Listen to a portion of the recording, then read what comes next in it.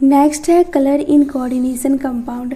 Colour जो होता है one of the most distinctive properties होता है ट्रांजिशन मेटल कॉम्प्लेक्स का, क्योंकि ट्रांजिशन मेटल कॉम्प्लेक्स जो होता है ये वाइड रेंज कलर शो करता है। एंड यहाँ पे जो कॉम्प्लेक्स का कलर होता है वो कॉम्प्लीमेंट्री होता है, मतलब कि जो ये एब्जॉर्ब करता है उसका अपोजिट दिखाई देता है। एग्जाम्पल में देखें तो ग्रीन लाइट अगर एब्जॉर्ब करता है कोई कॉम्प्लेक्स तो दिखाई देता है रेड कलर का। अब यहाँ पे एनसीईआरटी में टेबल बना के दिया गया है, ये है कोऑर्डिनेशन एंटिटीज़, ये लैम्डा है एंड ये जो कलर एब्जॉर्ब करता है एंड ये जो कलर दिखाई देता है। देखो एनसीईआरटी में इस टाइप का जितना भी फॉर्मूला दिया गया है सबका हाइब्रिडाइजेशन निकाल लो, ज्योमेट्री निकाल लो, अच्छा खासा प्रैक्टिस हो जाए। तो देखो यहाँ पे येलो एब्जॉर्ब होता है तो वायलेट दिखाई देता है, ब्लू ग्रीन एब्जॉर्ब होता है तो रेड दिखाई देता है, ब्लू एब्जॉर्ब होता है तो येलो ऑरेंज दिखाई देता है, अल्ट्रा वायलेट एब्जॉर्ब होता है तो पेल येलो दिखाई देता है एंड रेड कलर एब्जॉर्ब होता है तो ब्लू दिखाई देता है, ब्लू ग्रीन एब्जॉर्ब होता है तो वायलेट दिखाई देता है। एंड यहाँ पे सिंपल लैम्डा का वैल्यू है, सबसे ज़्यादा लैम्डा होगा रेड का, फिर होगा येलो का। एंड कलर जो होता है कोऑर्डिनेशन कंपाउंड में इसको एक्सप्लेन किया गया है क्रिस्टल फील्ड थ्योरी से, जिसको कि शॉर्टकट में CFT बोला जाता है। तो यहाँ पे एग्जांपल लिया गया है TiH2O6 3+, जो कि एब्जॉर्ब करता है ब्लू ग्रीन एंड अपीयर होता है, दिखाई देता है वायलेट कलर में। देखो कलर जो होता है कोऑर्डिनेशन कंपाउंड में उसको CFT से कैसे एक्सप्लेन किया गया है। CFT का फुल फॉर्म होता है क्रिस्टल फील्ड थ्योरी। इसमें एग्जांपल लिया गया है TiH2O6 एंड इस पे 3+ चार्ज है। तो देखो लाइगेंड जब अनसिमेट्रिकल वे में आता है तो ऑर्बिटल जो होता है वो स्प्लिट कर जाता है, ये 1 2 3 4 एक 5 एंड यहाँ पे H2O6 है, मतलब कि ये ऑक्टाहेड्रल कॉम्प्लेक्स है एंड ऑक्टाहेड्रल कॉम्प्लेक्स है तो ऊपर में 2 जाएगा एंड नीचे में 3 आ जाएगा। मैं बताई थी ऐसे याद रखना, X Y Z ये सब अच्छा बच्चा है, X Y Y Z and Z X and ये था X² - Y² एंड ये था Z², तो ये सब लफंडर था एंड ये सब अच्छा बच्चा था। एंड X² - Y² Z² में सबसे ज़्यादा रिपल्सन इसलिए होता है कि ये होता है अलोंग द एक्सिस, मतलब कि एक्सिस ऐसे है तो ये इस टाइप से रहता है, मतलब कि दीवार पे चढ़ा हुआ रहता है एंड ये Z² है तो Z² में सिंपल इस टाइप से होता है, मतलब कि यहाँ पे 2 ही बॉयज़ है एंड यहाँ पे 4 बॉयज़ है, सब अपने अपने खिड़की पे चढ़ के गर्ल्स का पार्टी देख रहा है। एंड वही ये सब का बात करें तो इसमें इलेक्ट्रॉन डेंसिटी जो रहता है ये बिटवीन एक्सिस रहता है। ये सब अच्छा बच्चा है, मतलब कि जेंटलमैन है, तो ये सब रूम में बैठ के पढ़ाई कर रहा है। ये T2 होता है एंड ये ईजी होता है। एंड मैं बताई थी ये वाला याद रख लेना, शक्ति, विक्रम, फेंको, नी, कूद जाओ, ये सब +2 के लिए है। ये 1 2 3 4 5 6 7 8 9 10, तो यहाँ पे क्या लिया गया है TI, तो यहाँ पे TI यहाँ पे है 3D2, बट ये है TI+2 के लिए 3D2 एंड हमें निकालना है TI+3 के लिए, तो इसमें से एक इलेक्ट्रॉन डिक्रीज हो जाएगा तो ये 3D1 हो जाएगा, तो मतलब कि एक इलेक्ट्रॉन सिंपल इसमें आ जाएगा। तो यहाँ पे हम सिंपल लिख सकते हैं T2Z1 एंड EZ0। ये जो कॉम्प्लेक्स होता है ये एब्जॉर्ब करता है ब्लू ग्रीन लाइट को, जिसके वजह से ये दिखाई देता है वायलेट कलर का।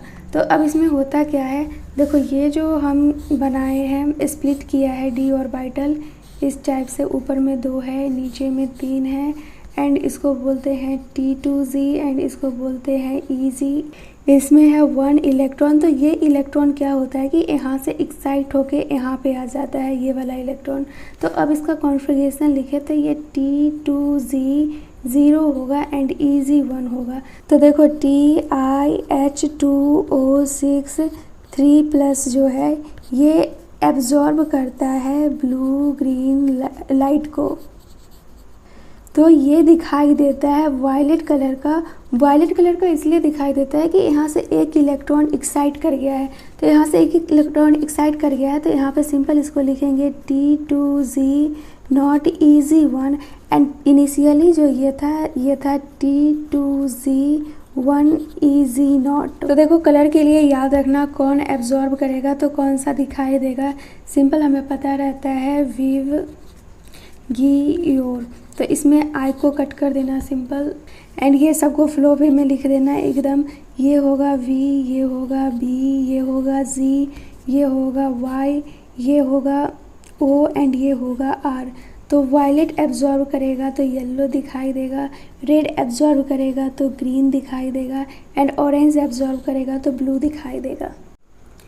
तो यहाँ पे वही दिया गया कि टी आई का कॉन्फ़िगरेशन 3D1 है। अब ये जो डी ऑर्बिटल ये स्प्लिट करेगा, ऊपर जाते जाते इंक्रीज़ करता है एनर्जी, तो जिसमें ज़्यादा इलेक्ट्रॉन का रिपल्सन होगा उसका स्टेबिलिटी डिक्रीज़ करेगा तो उसका एनर्जी इंक्रीज़ कर जाएगा। एंड देखो नेक्स्ट दिया गया है कि अगर लाइगैंड अब्सेंट होता है तो क्रिस्टल फील्ड स्प्लिटिंग नहीं होगा। जब क्रिस्टल फील्ड स्प्लिटिंग नहीं होगा तो वो जो सब्सटेंस रहेगा वो कलरलेस होगा। यहाँ पे एग्जांपल दिया गया है TiH2O6 ब्रैकेट Cl3। जब हम इसको हीट करेंगे तो यहाँ से वाटर रिमूव हो जाएगा। वाटर रिमूव हो जाएगा मतलब कि अब यहाँ पे कोई भी लाइगैंड प्रेजेंट नहीं रहेगा, तो ये कॉम्प्लेक्स जो होगा वो कलरलेस हो जाएगा। एंड फिर दिया गया है एग्जाम्पल CuSO4 5H2O। तो यहाँ पे ये जो 5H2O है ये लाइगैंड है, जब हम इसको हीट करेंगे तो ये वाटर रिमूव हो जाएगा तो सिंपल CuSO4 बनेगा। तो पहले CuSO4 5H2O जो था ये ब्लू कलर का था, अब वाइट दिखाई देगा। देखो NCERT में नेक्स्ट एक्सपेरिमेंट दिया गया है। तो यहाँ पे निकेल 2 क्लोराइड को मिक्स किया गया है वाटर के साथ, तो फॉर्मेशन होता है कॉम्प्लेक्स का NiH2O6 2+। एंड फिर जो ये कॉम्प्लेक्स रहता है इसमें थोड़ा थोड़ा EN मिलाया जाता है। तो फर्स्ट टेस्ट ट्यूब लेते हैं, उसमें मिलाते हैं ये कॉम्प्लेक्स NiH2O6 2+, एंड इसमें थोड़ा सा पुट करते हैं EN। EN क्या होगा कि एक लाइगैंड को EN क्या करता है कि लाइगैंड को रिमूव कर देगा एंड खुद उसकी जगह आ जाएगा। देखो ये एक्सपेरिमेंट में सिंपल याद रखना, निकेल 2 क्लोराइड जो है इसको मिक्स किया जाता है वाटर के साथ, तो कॉम्प्लेक्स का फॉर्मेशन होता है NiH2O6 एंड ये 2+, एंड इसका जो कलर होता है ये ग्रीन कलर का होता है। अब हम ये जो फॉर्मेशन होता है ये टेस्ट ट्यूब में फॉर्मेशन होता है, तो इसमें अब हम क्या करेंगे इसको नेक्स्ट टेस्ट ट्यूब में पुट करेंगे। तो अब इसको नेक्स्ट टेस्ट ट्यूब में पुट करते हैं, तो ये है NiH2O6 एंड ये ब्रैकेट पे 2+, एंड इस टेस्ट ट्यूब में EN मिला देते हैं। अब EN इससे रिएक्शन करेगा तो फॉर्मेशन होगा NiH2O। ये कितना, ये डाइडेंटेड लाइगैंड होता है, तो इसमें जो बॉन्ड लिखेंगे एक दिखाई दे रहा है बट 2 लिखेंगे, तो ये 2 हो जाएगा, एंड वाटर को 4 लिखेंगे तब Ni का 6 बॉन्ड पुट जाएगा। तो यहाँ पे इसको 4 लिखेंगे एंड यहाँ पे EN लिखेंगे, एंड ब्रैकेट पे 2+ एंड वाटर रिमूव हो गया 2H2O। तो ये दिखाई देने लगता है पेल ब्लू कलर का, मतलब कि ये ग्रीन था अब पेल ब्लू दिखाई देता है। जैसे ही इसमें लाइगैंड ऐड हो जाता है वैसे ही करके सबका करेंगे। फिर टेस्ट ट्यूब में ये सॉल्यूशन कॉम्प्लेक्स को पुट करेंगे, ये कॉम्प्लेक्स को मान लेते हैं X, एंड फिर इसमें थोड़ा सा EN पुट करेंगे। EN क्या होता है, डाइडेंटेड लाइगैंड होता है, तो यहाँ पे 1 ऐड हुआ था तो अब यहाँ पे 2 ऐड हो जाएगा, मतलब कि ये जो X माने हैं यहाँ पे NiH2O एंड इधर EN 2 आएगा, इधर 2 आया है एंड कॉम्प्लेक्स, तो यहाँ पे 4 बॉन्ड फॉर्मेशन कर रहा है। एंड निकल कितना बॉन्ड बनाता है, 6 बॉन्ड बनाता है, तो इधर 4 बन गया, तो अब इधर 2 ही वाटर का नीड है, तो ये हो गया। इस पे चार्ज 2+ एंड 2 वाटर जो होता है ये रिमूव हो जाता है। तो अब ये पेल ब्लू से हो जाता है ब्लू कलर का या फिर पर्पल कलर का। एंड फिर इस कॉम्प्लेक्स को अनदर टेस्ट ट्यूब में डालते हैं, इसको मान लेते हैं X, तो X+ फिर से इसमें EN पुट करते हैं, तो ये कॉम्प्लेक्स जो है ये कुछ इस टाइप से बनेगा NiH2O। एंड यहाँ पे कंफ्यूज मत होना कितना लिखेंगे, यहाँ पे सबसे पहले EN लिख लो। अब EN यहाँ पे 3 आएगा, 3 का मतलब कि यहाँ पे 6 बॉन्ड बना रहा है एंड निकल भी 6 बॉन्ड बनाएगा, तो यहाँ से सिंपल वाटर को रिमूव कर देंगे, तो इसको लिखेंगे NiEN3 एंड ब्रैकेट पे 2+ या एंड ये 2 वाटर रिमूव हो गया। तो ये ब्लू या पर्पल कलर से डायरेक्ट वायलेट में चेंज हो जाएगा।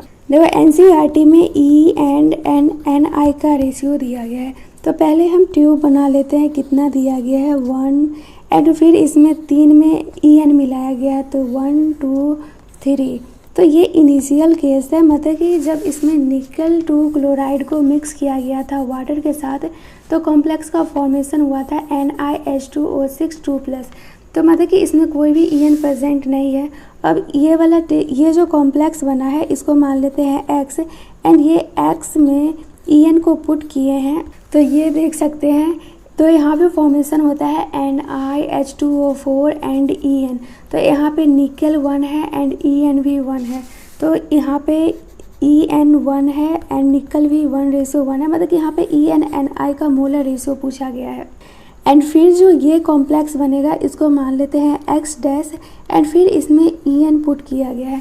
जब EN पुट फिर से करते हैं तो यहाँ पे बनता है NiH2O2 EN2। तो EN2 यहाँ पे देखे 2 है एंड निकल 1 है, तो यहाँ पे 2:1 हो जाएगा। एंड फिर इसको मान लेते हैं X डबल डैश, एंड फिर इसमें पुट करेंगे EN। तो यहाँ पे देख सकते हैं क्या बनता है NiEN3 2+, मतलब कि यहाँ पे EN 3 है एंड निकल 1 है, तो ये 3:1 हो जाएगा।